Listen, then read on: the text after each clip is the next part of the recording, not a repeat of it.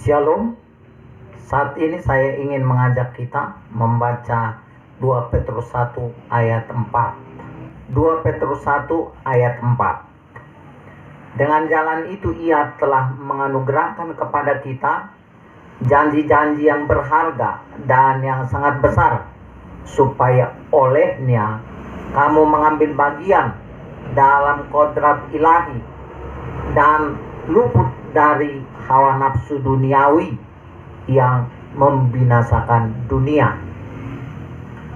Saudara-saudara, apa yang kita baca ini mengenai kodrat ilahi yang dimaksudkan adalah keterkaitan kita kepada Yesus Kristus yang adalah Allah sendiri yang memperlihatkan diri.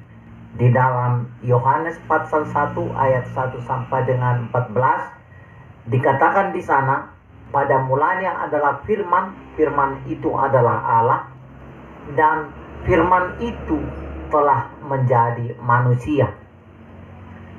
Tetapi dengan Allah Maha Kuasa yang adalah Roh yang Maha Hadir, yang memenuhi segala sesuatu dan lebih besar dari segala sesuatu, Allah yang Maha Kuasa itu tidak surut dari eksistensinya sebagai Allah, meskipun dia mengambil rupa manusia dan hadir di dalam diri Yesus.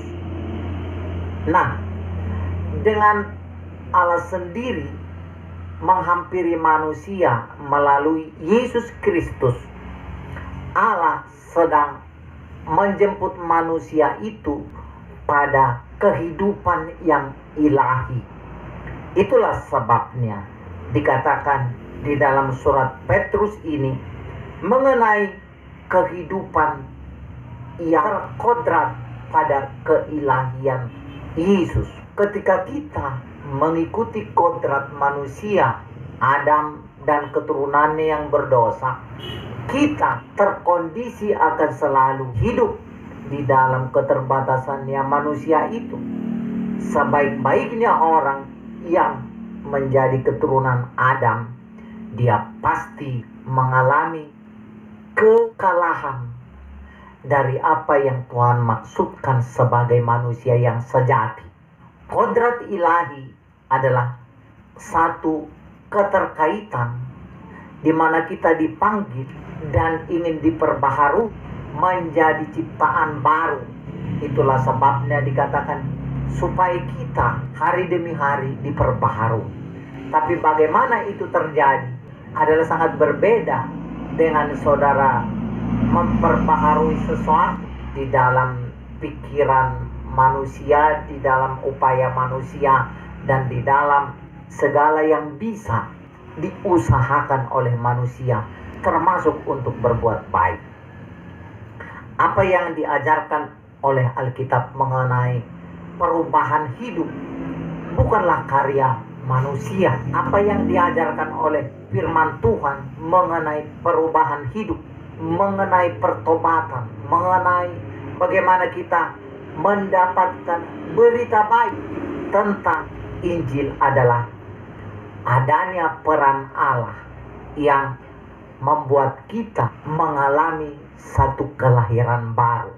Bahwa orang yang tidak dilahirkan kembali, dia tidak bisa melihat kerajaan Allah. Tetapi Yesus berkata, barang siapa percaya kepadaku, dia telah pindah dari dalam maut ke dalam hidup.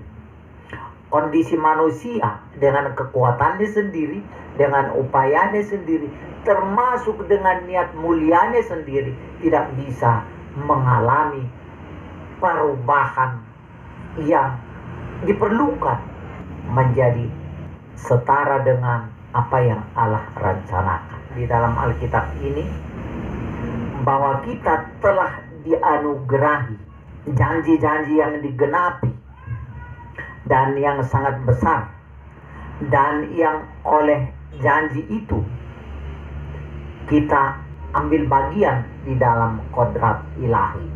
Sejak kapan janji itu digenapi?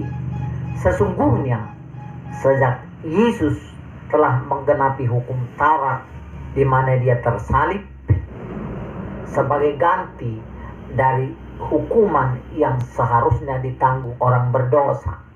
Seperti di dalam kitab Taurat pada mulanya, bahwa setiap dosa harus dituntut dengan kematian. Setiap dosa harus dituntut dengan ganjaran yang jauh lebih tinggi nilainya dari dosa itu sendiri. Ketika kita mengenal Yesus, disebutlah kita mendapatkan sebuah berita baik tentang kodrat ilahi. Kodrat ilahi itu adalah sebuah perubahan hidup, di mana kehidupan kita tidak lagi bergantung semata-mata pada kekuatan kita, pada kepandaian kita, kepada usaha kita, kepada modalitas yang kita punyai. Tetapi di dalam pengubahan hidup kita masuk di dalam kodrat ilahi itu adalah ketika kita menyerahkan hidup kita dengan percaya kepadanya. Apa yang disebut di dalam firman Tuhan, barang siapa berseru kepada nama Tuhan, dia akan diselamatkan. Berseru yang dimaksudkan adalah ketika kita dengan sepenuh hati dan hidup kita itu menyerah sepenuhnya kepada Tuhan, bahwa kita orang berdosa, kita orang yang bersalah, kita orang yang tidak berdaya. Ada orang hanya mengakui dosa, tetapi masih berupaya untuk lepas dari dosa itu dengan kekuatannya sendiri. Tentu saja semua manusia memiliki kemauan untuk lebih baik. Tentu saja tidak ada seorang manusia pun yang berencana untuk hidupnya itu menjadi kotor, menjadi buruk, atau menjadi yang serupa dengan itu. Tetapi ketidakberdayaan manusia itulah yang sudah Tuhan tahu. Itulah sebabnya dia datang untuk menyelamatkan manusia. Itulah sebabnya Roh Tuhan diberikannya kepada orang yang tidak berdaya. Itulah sebabnya disebut Roh Tuhan itu juga sebagai roh keperkasaan. Roh yang mengangkat batin kita melampaui kekuatan kita, melampaui upaya-upaya baik kita, melampaui ambisi mulia kita sekalipun. Kita di dalam Alkitab dikatakan mendapatkan berita baik. Mengapa disebut Injil itu diterjemahkan ke dalam bahasa Indonesia sebagai kabar baik? Adalah bahwa kabar tentang kelemahan kita akan diubahnya menjadi kekuatan. Kabar tentang keadaan kita yang penuh dengan dosa itu akan menjadi putih seperti kapas. Ketika kita mau menyerahkan diri kita kepada Tuhan untuk disucikan melalui darahnya yang berkuasa. Di dalam kitab Taurat, setiap orang berdosa, untuk ganti daripada dosanya itu, mereka harus mengorbankan binatang, domba, tekukur, sapi, keledai, kambing, dan sebagainya. Darah dari domba itu harus dicurahkan, harus ditumpahkan sebagai ganjaran dari siapa yang melakukan dosa. Nah, tetapi pengampunan yang dikerjakan oleh korban yang dari dunia ini, pembayaran yang dilakukan oleh binatang atas dosa hanyalah merupakan simbol. Karena nilai daripada binatang sebanyak apapun dan sebesar apapun dan sebaik apapun tidak pernah sama dengan nyawa manusia.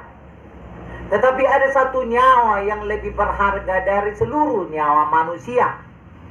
Sebagai ganjaran dari penebusan atas dosa manusia, yaitu kasih karunia Allah sendiri. Ketika Allah membayar sendiri dosa manusia itu atas hukum yang Allah buat sendiri. Dengan dia datang menjadi manusia Yesus Kristus seperti domba yang disembelih dan disalibkan di kayu salib untuk menggantikan kedudukan daripada korban persembahan yang disimbolkan oleh kitab Taurat. Maka setiap orang yang percaya kepada anak domba itu, yaitu Yesus Kristus yang telah datang untuk menanggung ganjaran yang seharusnya kita tanggung di kayu salib, di sanalah Allah mengangkat kita, mengubah kita, membawa kita kepada keadaan tidak tergantung lagi kepada keadaan kita yang berdosa, karena telah ditebus dengan harga yang lebih mahal. Itulah sebabnya Petrus menulis bahwa di dalam tubuhnya di kayu salib dia telah membayar lunas seluruh hutang dosa, seluruh ganjaran yang disebabkan oleh pelanggaran kita. Jadi apa berita baik yang utama mengenai Injil itu dibandingkan dengan agama adalah bahwa Allah sendiri telah datang menjadi juru selamat dan mengambil alih kelemahan manusia itu, menyelesaikan sendiri di atas hukumnya sendiri pelanggaran atas dosa manusia itu. Berita Injil adalah berita baik, bukan berita sebatas apa yang disebut Tuhan Maha Pengampun. Tetapi berita Injil adalah berita baik bahwa orang yang berdosa bisa dilepaskan dari sifat buruknya yang berdosa dengan kasih karunia oleh kuasa darah Yesus yang menyucikan sampai batin manusia untuk lepas dari dosa, untuk tidak diperbudak oleh dosa, untuk tidak diperalat oleh tipu daya dan godaan dosa itu. Oleh karena manusia memang merasa bahwa dosa itu nikmat dan dia terperangkap di dalamnya. Manusia di dalam dosanya itu terikat dan terantai. Di dalam hati kecilnya dia ingin keluar dari dosa dan kelemahannya itu, tetapi dia tidak berdaya. Sama seperti ketika kita dikuasai oleh satu kebiasaan yang buruk, ibaratkan sebuah tembok yang menutup kita keluar dari dirinya sendiri. Nah, Alkitab mengajarkan berita tentang apa yang disebut pelepasan, penyucian, dan pengangkatan. Mengapa disebut mengenai penyelamatan manusia itu sebagai pelepasan? Karena manusia memang diikat oleh setan untuk tidak bisa lepas dari kebiasaan buruknya yang berdosa itu. Banyak dosa-dosa yang membuat manusia itu sebenarnya merasa dan sadar akan keadaannya yang hina. Tetapi yang sesungguhnya yang terjadi adalah karena dia terikat dan ditutupi semua kondisi untuk tidak bisa keluar dari keberdosaannya.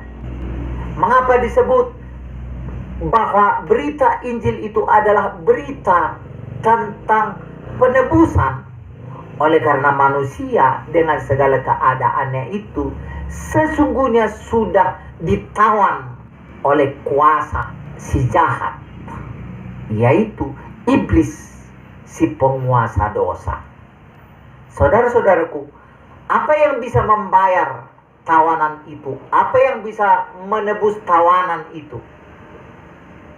Hanyalah satu kekuatan yang besar yang melepaskan seorang tawanan dari penawan yang kuat. Hanya yang lebih kuatlah yang bisa merampas seseorang dari tawanan si jahat, di mana selalu yang menawan itu lebih kuat dari yang ditawan. Tetapi siapa yang akan bisa melepaskan orang dari perampok yang menawan? Hanyalah dia yang lebih kuat. Saudara-saudara yang kekasih, tidak ada seorang manusia pun yang bisa lepas dari dosa karena agama, termasuk karena agama Kristen. Tidak ada seorang manusia pun yang bisa melepaskan orang dari semua keberdosaan itu. Apakah dia seorang pendeta, seorang pastor, atau seorang alim ulama, dia tidak berkuasa untuk melepaskan orang berdosa dari dosanya dan untuk bangkit kepada kesucian. Hanya ada berita di dalam Alkitab, ada satu yang berkuasa untuk membebaskan orang dari dosanya, dari kodrat dosanya, dari kodrat buruknya. Yang sesungguhnya semua orang berdosa, semua orang menjadi penjahat, semua orang menjadi pelaku yang namanya berdosa. Mereka semua adalah korban dari dosa. Itulah sebabnya di dalam kekristenan kita tidak diajarkan untuk menghakimi orang berdosa, melainkan memberikan sebuah pembuktian bahwa kita bisa berdiri eksis tanpa dosa, sehingga mereka boleh melihat ada satu kekuatan yang menyertai setiap orang yang mengerti dan bersatu dengan kekuatan Kristus.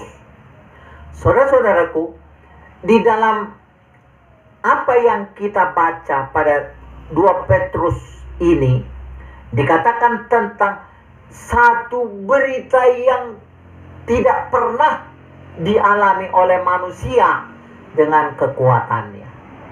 Seorang manusia tidak bisa luput bangkit dari keberdosaan dan sifat jahatnya, karena manusia itu kaya, karena manusia pintar, karena manusia itu masuk di dalam kelompok agama. Tidak pernah ada betul-betul secara aktual kelepasan manusia dari dosa ini.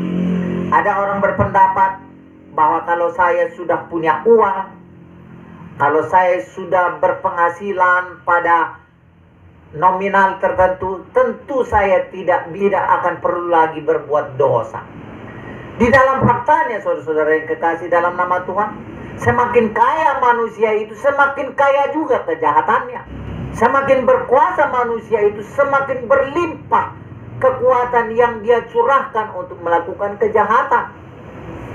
Hanya saja mereka bisa oleh satu kuasa dan kewenangan dan dari sebuah fasilitas tertentu, mereka tidak ketahuan, mereka tidak begitu nampak mencolok bahwa orang-orang yang kaya malah lebih banyak melakukan dosa.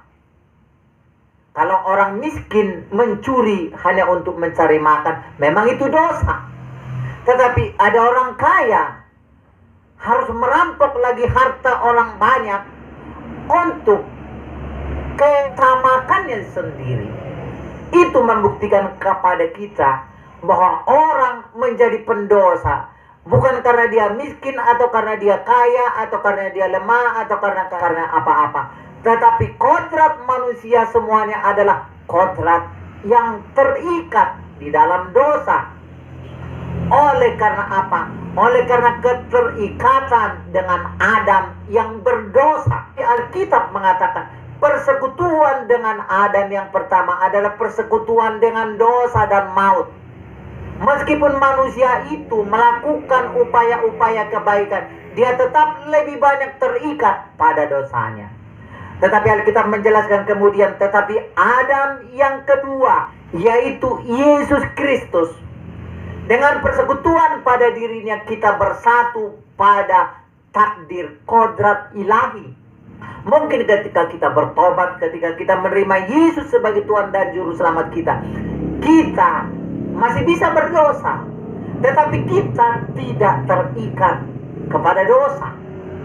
Ketika orang telah menerima Kristus sebagai Tuhan dan Juru Selamatnya, dia selalu sadar setiap kali dia berdosa. Ketika dia sadar setiap kali dia berdosa, dia tidak berbuat dosa lebih daripada apa yang dia sudah sadari sebagai dosa. Itulah yang membedakan ketika orang bertobat berdosa dan orang yang terikat di dalam dosa yang belum bertobat berdosa. Sangat jelas perbedaannya.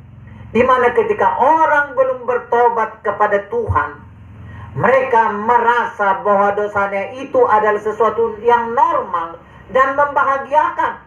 bahkan memuaskan. Bahkan ada orang setelah membunuh dia merasa lega dan sebagainya.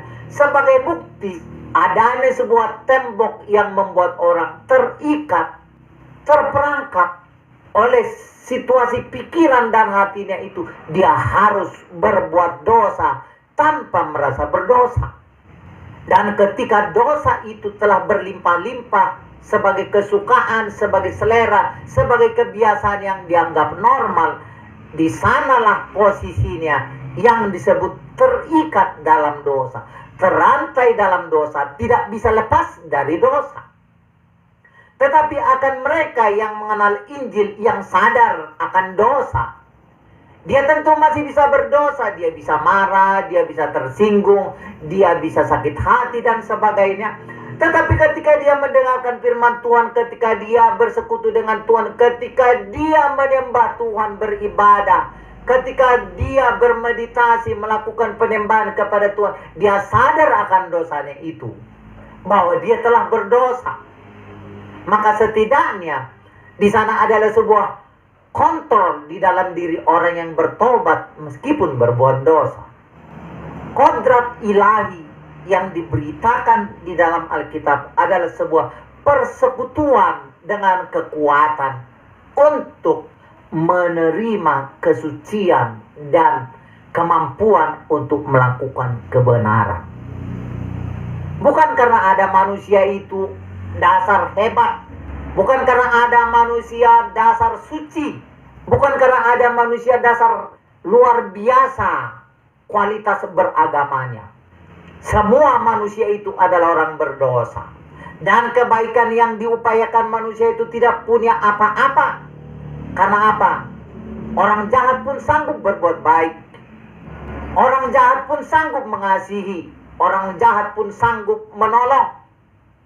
Demikian orang beragama.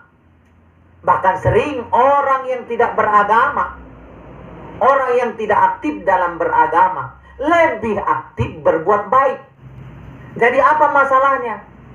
Satu sisi yang penting sekarang adalah apakah kita beragama, apakah kita menjadi aktivis agama atau tidak beragama. Urusan utamanya sebenarnya bukan keberagamaan itu, tetapi bagaimana manusia memiliki perubahan hidup di dalam pikirannya, di dalam batinnya, dan di dalam tindakannya. Sebagai tindakan yang memang betul-betul orisinil dari kebenaran yang tulus yang dikerjakan oleh firman Tuhan. Bahwa kita dianugerahi, menurut Petrus di sini, kita dianugerahi menerima kodrat ilahi, yaitu kita hidup di dalam sebuah perlindungan yang tidak akan bisa membuat kita di dalam keberdosaan kita sebagai manusia itu tercemplung dan tenggelam terus-menerus dan mati di sana. Tetapi orang yang masuk dalam kodrat ilahi itu dikatakan sampel prakteknya di sana dikatakan adalah dia bisa mengikuti sang teladan akan kesucian. Tidak ada pengajar kesucian yang boleh saudara dengar sedalam dan sekuat apa yang Yesus ajarkan. Bahkan mungkin ada orang beragama yang mengajarkan justru nikah itu ketika diagamakan, meskipun dasarnya adalah Sunda, dianggap itu bagian daripada kebenaran. Jadi kalau saudara nikahkan atas nama agama seorang laki-laki dengan 5 istri atau 6 atau 7, oleh karena agama, ada orang yang menganggap itu bukan lagi zina. Tetapi apa yang diajarkan oleh Yesus tentang kesucian kesejatian nikah adalah bahwa sejak semula seperti Adam dan Hawa, seorang laki-laki hanya memiliki seorang perempuan. Itulah sejak semula. Tetapi agama berkata, oh itu Daud, itu Abraham, itu Yakub beristri lebih daripada 1, itu Salomo lebih dari 2, lebih dari 1. Tetapi di dalam Alkitab mereka tetap dianggap berdosa soal itu. Tidak ada pembenaran Allah baik atas kehendak Abraham, kehendak Yakub, maupun kehendak Daud, maupun kehendak Salomo. Tidak ada catatan Alkitab yang mengatakan bahwa perbuatan itu bukan perbuatan zina. Sebab apa yang disebut pernikahan suci adalah yang disebut sepasang. Sedangkan sendal saja, kalau dua sendal kanan, satu sendal kiri, itu bukan sepasang. Itu namanya 1,5 pasang. Kita bisa melihat di sini bagaimana Yesus bagian utama yang sejati, yang mengajarkan soal kodrat ilahi yang harus dimiliki manusia. Resmi di dalam Alkitab bahwa soal nikah dimulai dari penciptaan satu laki-laki dan penciptaan satu perempuan. Itulah seterusnya pondasi daripada nikah yang benar. Lalu bagaimana dengan mereka-mereka yang sempat begini, sempat begitu? Betul, semua orang berdosa. Tetapi ketika orang sadar bahwa itu dosa dan dia berbalik, tentu saja Tuhan mengampuni. Masalahnya sekarang adalah bagaimana orang di dalam keberdosaannya itu merasa tidak berdosa. Seorang suami punya 2 istri malah dianggap itu bagian daripada takwa. Seorang suami beristri 3 yang penting dikasih makan, itu dianggap itu menolong orang. Padahal kalau kita mau menolong orang, apa harus dinikahi? Alkitab mengatakan di sini, saudara, bahwa kebenaran yang sejati itu adalah murni seperti emas. Kebenaran yang sejati itu bisa diuji. Ketika dia diuji berdasarkan pikiran yang benar. Pikiran yang benar adalah kebenaran yang datang dari Yesus sendiri. Saudara-saudara, bagi Anda yang menyadari keadaan saudara yang membutuhkan pertolongan dari Tuhan, jikalau saudara jujur tentang dirimu di dalam hal kekuranganmu, di dalam hal keluh kesahmu, di dalam hal noda dan dosa, di dalam hal kemiskinan, dalam hal persoalan kebutuhan hidup, dan di dalam berbagai kekhawatiran yang melanda dunia. Percayalah, ada satu Tuhan yang telah datang menjadi Immanuel, Allah yang beserta kita. Dan di dalam namanya setiap orang beroleh kuasa untuk menjadi anak-anak Allah, mewarisi kekuatan Allah, senasib dengan anak-anak Allah, satu takdir dengan Yesus sebagai penebus dan penolongnya. Saudara-saudara, bagi Anda yang membutuhkan Yesus, panggil dia sekarang dan katakan, Tuhan Yesus, aku memerlukanmu. Aku menyerahkan diri kepadamu. Aku percaya bahwa Engkau telah mati di kayu salib untuk menanggung dosa yang seharusnya aku tanggung. Aku percaya bahwa Engkau telah bangkit dari antara orang mati dan naik ke sorga, bahwa maut Engkau kalahkan, dan dari sorga Engkau menjadi penguasa di atas segala penguasa. Saya menyerahkan diri kepadamu Tuhan Yesus, untuk Engkau tolong, untuk mengikuti sebuah kehidupan dan jalan masuk di dalam kodrat ilahi, di mana segala sesuatu yang saya hadapi tidak akan sanggup menghentikan saya di dalam kemenangan, di dalam kekuatan, di dalam kecukupan, dan mengalahkan seluruh tantangan yang saya hadapi. Dalam nama Tuhan Yesus saya percaya bahwa saya dikasihi, bahwa saya telah dipanggil, bahwa saya juga menerima panggilan Yesus sebagai penolong, penghibur, dan pemberi kekuatan kepada saya di dalam segala hal. Terima kasih Tuhan Yesus. Saya percaya atas firman yang saya dengarkan bahwa Engkau mengasihi setiap orang yang berserah diri kepadamu, bahwa tidak seorang pun yang Engkau tolak, melainkan Engkau selamatkan dari segala malapetaka. Tuhan Yesus, saya percaya Engkau adalah Allah satu-satunya yang hadir di dalam rupa manusia dan menyatakan apa yang tidak nampak menjadi nampak, bahwa Engkau adalah Bapa, yaitu Allah sendiri yang telah datang mengasihi anak-anaknya.